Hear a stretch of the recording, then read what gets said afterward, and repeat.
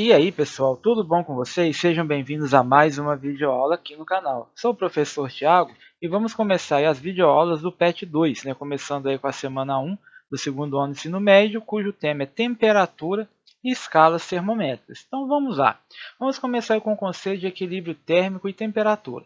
Vamos começar com essa pergunta aí, o que é temperatura? Então a gente já sabe, quando a gente toca um corpo qualquer, a gente podemos dizer se ele está frio, quente ou morno. Como é que a gente percebe isso? Um corpo está frio, quente ou morno? Então, através do tato, Então, o tato nos permite ter essa percepção. Então, a gente encosta no corpo, toca nele, a gente tem essa sensação de frio, quente. Mas o que um corpo frio vai diferir de um corpo quente ou morno? Qual que é a diferença entre um corpo frio e um corpo quente? Então, olha aí. Como a gente já sabe, todos os corpos são formados por átomos. Então, a temperatura de um corpo vai estar intimamente ligado ao movimento das partículas que compõem o corpo. Então, a gente sabe, os átomos se juntam formando as moléculas. Então, esse movimento dessas partículas que constituem o corpo, são os átomos, as moléculas, que vão ser responsáveis aí pela temperatura. Então, olha aí, as moléculas dos corpos estão em constante movimento, em constante vibração. A energia de movimento que elas possuem é chamada de energia térmica. Então, essa energia térmica que os corpos possuem, elas vêm desse movimento constante, dessa vibração que as moléculas constituem um corpo. Então, todos os corpos são constituídos por essas moléculas e todas elas são em constante movimento e vibração, que são responsáveis pela energia térmica. Então, o que vem a ser essa energia térmica?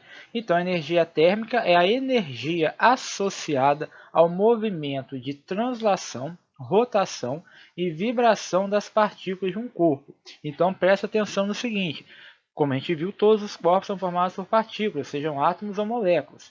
E a energia associada ao movimento dessas partículas, essa energia pode ser de translação, quando ela vai de um ponto ao outro, de rotação, quando ela gira em torno do seu próprio eixo, ou vibração. Então, essa energia de translação, rotação e vibração é associada à energia térmica. Então, olhem nessas duas ilustrações. Então, essa ilustração ela mostra que a energia térmica está associada às partículas que compõem o material. No caso, a gente está vendo um gás porque são partículas isoladas. Esses dois sistemas podem estar à mesma temperatura, porque todas as moléculas, as partículas que constituem o corpo, elas têm a mesma velocidade. Então, elas estão à mesma temperatura.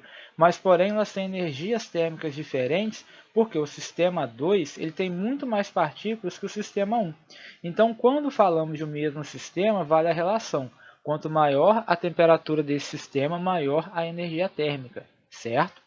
Então, se a gente pudesse enxergar as moléculas de um corpo, iríamos verificar que naquele corpo que está frio, elas vibram menos do que naquele corpo que está quente. Então, o que vai diferir um corpo frio de um corpo quente? Vai ser essa vibração das moléculas que constituem um corpo. Então, num corpo frio, as moléculas vibram menos do que num corpo quente, onde as moléculas vão vibrar mais. Olha nessa figurinha, aí na esquerda nós temos uma chama aí, vamos dizer, de uma chapa metálica. Então, as moléculas que estão mais próximas aí da chama, elas têm uma vibração maior, a energia delas é maior. Então, consequentemente, elas têm mais energia térmica.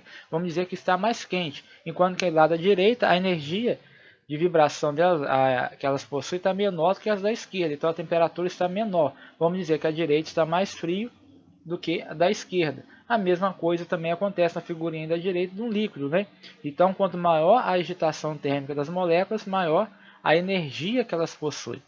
Então, quem que vem a ser a temperatura? Então, a temperatura é a grandeza física macroscópica relacionada à movimentação das partículas. Por que a temperatura é uma grandeza macroscópica? Ela é macroscópica porque eu consigo medir, eu consigo ver a temperatura, ter um valor. Porém, eu não consigo medir a energia de cada partícula individualmente que constitui um corpo. Então, essa energia é microscópica, mas a temperatura passa a ser uma grandeza macroscópica, que eu consigo medir. Agora, olha que interessante isso daí. Então, quando nós colocamos em contato dois corpos com temperaturas diferentes, após algum tempo, nós observaremos que o corpo mais quente esfria e o mais frio esquenta. Então, sendo assim, vemos que a energia cinética do corpo inicialmente quente diminui e a energia do corpo inicialmente frio aumenta. Logo, o corpo quente perde energia e o corpo frio ganha energia. Então, como a gente viu, um corpo quente ele possui mais energia que um corpo frio. E se a gente colocar esses dois corpos em contato, como o quente possui mais energia que o frio, ele vai ceder essa energia que ele tem a mais que o corpo frio para o corpo frio. Então, o corpo quente vai perder energia e o corpo frio vai ganhar energia. Então, quem que é essa energia que um corpo troca com o outro porque eles têm temperaturas diferentes? Um está frio e o outro está quente. Então, a gente pode definir o que? Olha aí, calor é a energia térmica em trânsito que está sendo transferida de um corpo a outro devido à diferença de temperatura entre eles. Então você tem um corpo quente e um corpo frio, coloca os dois em contato, então o corpo mais quente vai ceder calor para o corpo frio. O corpo quente perde calor e o corpo frio ganha calor, que é essa energia que eles trocam entre si. Então guarda aí. Calor é energia térmica em trânsito que está sendo transferida de um corpo a outro devido a uma diferença de temperatura existente entre eles. Então olha nessa ilustração aí. Na primeira aí, nós temos o corpo TA, uma temperatura muito maior que o corpo aí, a temperatura TB. Então olha aí, pelo termômetrozinho está lá em cima, enquanto o do B está lá embaixo. A partir do momento que você coloca os dois em contato, o que vai acontecer com a temperatura do corpo A? Ela vai diminuir, porque ele vai ceder calor para o corpo B. Então, o que vai acontecer com a temperatura do corpo B? Ele vai receber calor, a temperatura dele vai aumentar. E após algum tempo, o que vai acontecer? Olha aí na figurinha. Essas duas temperaturas vão ficar iguais. Então, o corpo quente cede calor por corpo frio até que a temperatura dos dois fique igual. Então, quando a passagem de calor de um corpo para o outro se encerra, eles atingem o equilíbrio térmico. Então, quando a temperatura dos dois fica igual, eles atingem o equilíbrio térmico. Mas quem que é o equilíbrio térmico? Então, o equilíbrio térmico é o estado em que a temperatura compartilhada pelos corpos, depois de cessada a transferência de calor entre eles, é idêntica. Então, os dois corpos trocaram calor, chegaram à mesma temperatura, parou essa transferência de calor, então eles atingiram o equilíbrio térmico, que é a situação no qual a temperatura entre os corpos é a mesma. Agora, olha o seguinte, sabemos que se dois corpos A e C estão em equilíbrio, então as suas temperaturas são iguais. Então a temperatura do corpo A é igual à temperatura do corpo C. Agora, se o mesmo corpo B está em equilíbrio térmico com esse mesmo corpo C, então as suas temperaturas também são iguais. Então, o corpo B possui a mesma temperatura do corpo C. Logo, os corpos A e B estão em equilíbrio térmico entre si e as suas temperaturas são iguais. Então, o que acontece? Se o A está em equilíbrio com o C e o B está em equilíbrio com o C, então posso concluir que A e o B estão em equilíbrio entre si também. Então, matematicamente, olha lá, se a temperatura do A, θA, é igual à temperatura do C, θC, e a temperatura do B, θB, é igual à temperatura do C, θC, então posso concluir que a temperatura do A é igual à temperatura de B, ou seja, os três corpos possuem a mesma temperatura. Como é que chama isso daí? Isso daí é conhecido como lei zero da termodinâmica. Então, o que a lei zero da termodinâmica nos diz? Ela nos diz que se dois corpos A e B estão em equilíbrio térmico com o terceiro C, então eles estão em equilíbrio térmico entre si. Aquilo que eu já tinha falado, beleza? Agora vamos então ver aí a medida da temperatura. Então, aí, a medida da temperatura de um corpo é sempre indireta. Por que ela é indireta? Aquilo que eu falei. A gente viu no início dessa videoaula que a temperatura está ligada com a energia de rotação, vibração e translação das moléculas que constituem um corpo. É impossível eu medir a energia de cada partícula que constitui um corpo. Né? Então, por isso que a temperatura é uma medida indireta. Por quê? Porque, de fato, a gente vai medir uma outra grandeza, uma outra propriedade que está relacionada com a temperatura. Certo? Eu não vou medir essa energia. Então, as grandezas que variam em função da temperatura recebem o nome de grandezas termométricas. Então, toda grandeza que varia de acordo com a temperatura é uma grandeza termométrica. E quem é que faz? Qual é o aparelho que a gente usa para medir a temperatura? A gente usa o termômetro. O termômetro é um dispositivo que contém um material, que é a substância termométrica, que vai sofrer a variação regular de alguma característica quando ele for submetido a diferentes temperaturas, né? Então, continuando aí, todo dispositivo usado para medir temperatura é chamado de termômetro. E há vários tipos de termômetro, né? Os mais comuns deles aí são o termômetro clínico, o termômetro de lâmina bimetálica, o termômetro a gás e o termômetro de rua. Vamos ver aí cada um deles. Então, o termômetro clínico, aquele, né, que se usava antigamente, né, que a partir desse ano ele foi proibido porque ele possui mercúrio, né? Então, ele tem por finalidade medir a temperatura do corpo humano. Então, por isso, ele só consegue medir valores entre 35 graus Celsius e 42 graus Celsius. O outro termômetro é o termômetro de lâmina bimetálica, né? Que ele é utilizado para avaliar a temperatura em ambientes fechados, como fornos e câmaras frigoríficas, né? Observe que ele vai de menos 50 graus Celsius até mais 50 graus Celsius. Ou seja, o intervalo de trabalho dele, de operação dele, é muito maior que o termômetro clínico. O outro é o termômetro a gás, é um pouquinho mais complexo, né? Ele é utilizado para medir baixas temperaturas, por isso que ele é muito usado em laboratórios de pesquisa. O outro termômetro aí é o termômetro de rua. Então, o termômetro de rua é utilizado para registrar a temperatura do ar no local. Ele vai consistir de um circuito elétrico no interior de um relógio digital que vai captar a temperatura aí do ambiente. Beleza?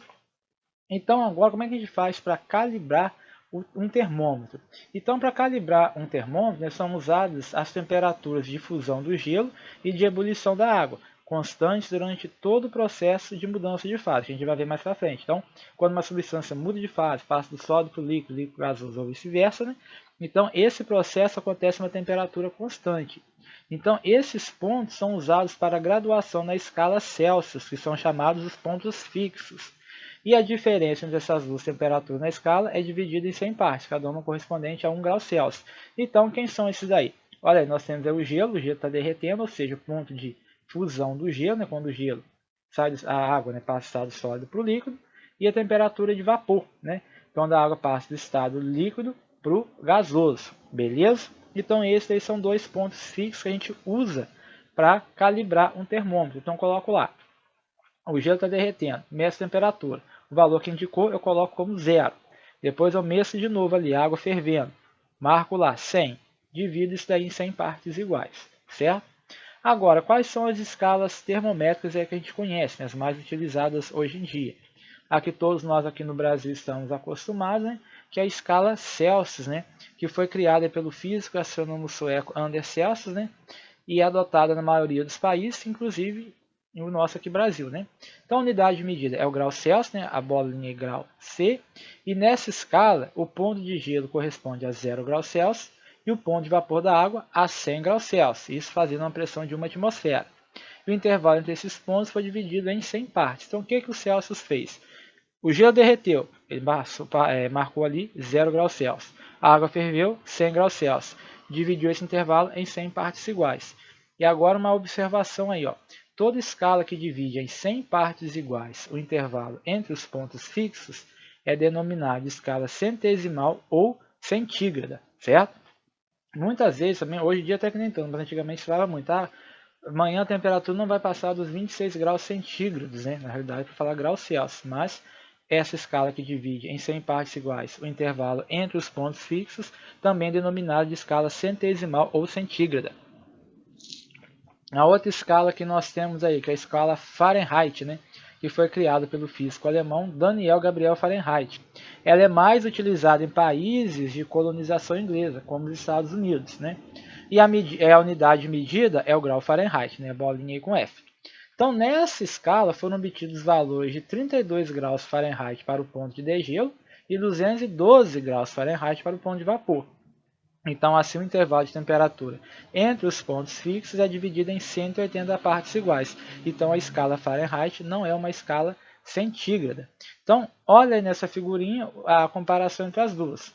Enquanto que na escala Celsius vale 0 grau, ponto de fusão do gelo, na Fahrenheit equivale a 32. E o ponto de ebulição da água vale 100 graus na escala Celsius, na Fahrenheit ela vai valer 212.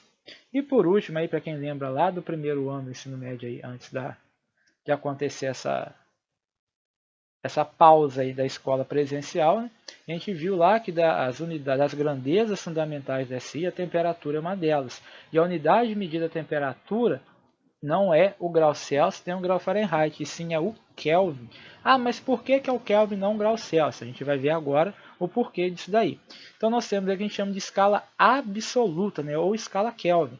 Então o físico inglês Lord Kelvin, ele foi um dos primeiros a afirmar a existência teórica de uma temperatura mínima em que todas as partículas de matéria cessariam a agitação e não teriam energia cinética. Então, ou seja, como a energia cinética, a gente já viu lá no ano passado, está associada com a velocidade da partícula, então se a partícula não tiver velocidade, a velocidade dela for nula, então a energia cinética é nula. Então, os corpos também teriam uma energia cinética nula e uma temperatura mínima, certo? Então, essa escala, a escala Kelvin, é chamada de absoluta por atribuir a esse estado de mínima energia o valor de 0 Kelvin. Ou seja, quando não tem energia térmica é mínima, é zero, então ele chamou esse ponto de zero, que é 0 Kelvin, que é também chamado de zero absoluto. Né? Então, por convenção, não se usa a palavra grau nessa escala. E essa escala não possui valores negativos, ela começa lá do zero mesmo, que é o menor estado de agitação térmica de um corpo. Então, ela inicia-se no zero e possui como unidade de medida o Kelvin. E nela atribui-se o valor aproximado de 273 kelvins para o ponto de fusão do gelo e 373 kelvins para o ponto de ebulição da água. E a escala Kelvin também é uma escala centesimal, porque você tem 100 pontos aí entre o ponto de fusão de gelo e o ponto de ebulição da água. Olha aí, na escala Celsius, 0 equivale ao ponto de fusão do gelo, e que equivale a 273 na escala Kelvin, e 100 graus na escala Celsius corresponde a 373 na Kelvin. Então, peraí. Então, quanto que valeria na escala Celsius a menor temperatura que um corpo pode atingir? Então, olha lá. Então, por essa ilustração, por esse diagrama, a gente consegue observar aí que a menor temperatura que um corpo pode atingir é de 273 graus Celsius negativos, é a menor temperatura. Nesse ponto aí você chega no zero absoluto, que é o menor estado de energia térmica possível que você pode chegar. Beleza? Agora, então nós vimos três escalas termométricas, a Celsius, a Fahrenheit e a Kelvin. Então como é que eu faço para converter de uma escala para a outra? Então olha aí, nós temos aí na primeira aí graus Celsius, a do meio Fahrenheit e na última Kelvin. Eu coloquei PV ponto de vapor e PG ponto de degelo, né, que é a temperatura que o gelo se funde, e PV que a água ferve. Na escala Celsius, ponto de vapor 100 graus Celsius, na Fahrenheit 212 graus Fahrenheit e na Kelvin 373 Kelvin.